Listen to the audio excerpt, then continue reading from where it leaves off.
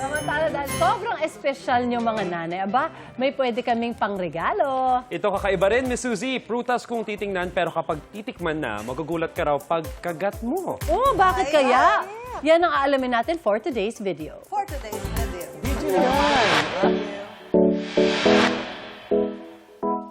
Nakatikim na ba kayo ng higanteng prutas?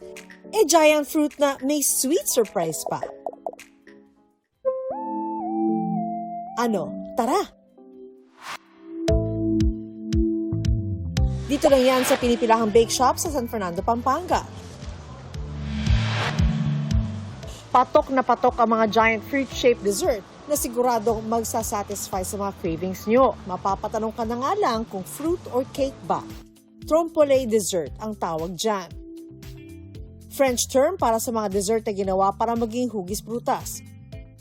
Optical illusion, di ba? Iba't ibang flavors ang pagpipilian. Mango, strawberry at blueberries.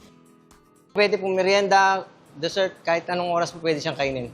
Ang may pakulo ng mga nakakatakam na dessert na ito, si Chef Wallen, na nagsimula ng negosyo dahil sa hilig niya sa tinapay. I graduated actually culinary arts. I decided to pursue my love for pastries and bakery. Yung partner ko and I discussed about making a croissant bakery. And then here we are now. Meron kaming mga croissant na iba't ibang flavor, iba-iba yung hugis. Sa halagang 290 hanggang 350 pesos, ma-enjoy mo na ang fruity goodness ng mga dessert na ito. Good for 2 or 3 persons na yan ha. Saan ka pa? Yung unang buwan namin, 3 flavor lang. Meron kaming mango, strawberry, pistachio kataifi. Then the next month after that, nagdagdag kami ng blueberry, truffle bomb, and tiramisu. At kung bitin ka pa sa dessert, don't worry. Dahil pastry heaven nga ang bake shop na ito para sa mga cravings mo. Hindi ka mauubusan ng options. Ito pa ang bestseller nilang pistachio cream katifi dessert. I'm gonna demonstrate how to make our pistachio kataifi. Firstly, lalagay lang ako ng pistachio gel. Ito, i-freeze namin to sa blast freezer namin for 1 hour.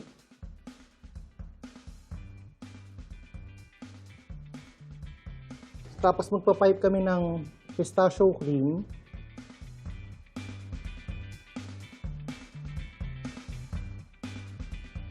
Matatapos siya na parang ganito, matigas na siya. Tatanggalin namin yung plastic. Tutusukin namin sa gitna. So ito na siya, frozen siya. So lalagyan namin ng konting red na line yung green namin na chocolate. Lalagyan din namin ng konting white para magkaroon siya ng parang marbling effect. Pwede nang i-dip sa mga paborito nating chocolate.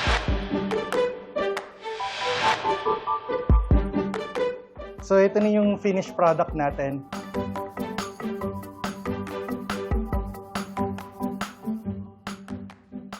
Nagme-melt siya sa dila. Masarap siya. Hindi siya masyadong sweet. Sakto lang. Mukhang prutas pero dessert na masarap balik-balikan.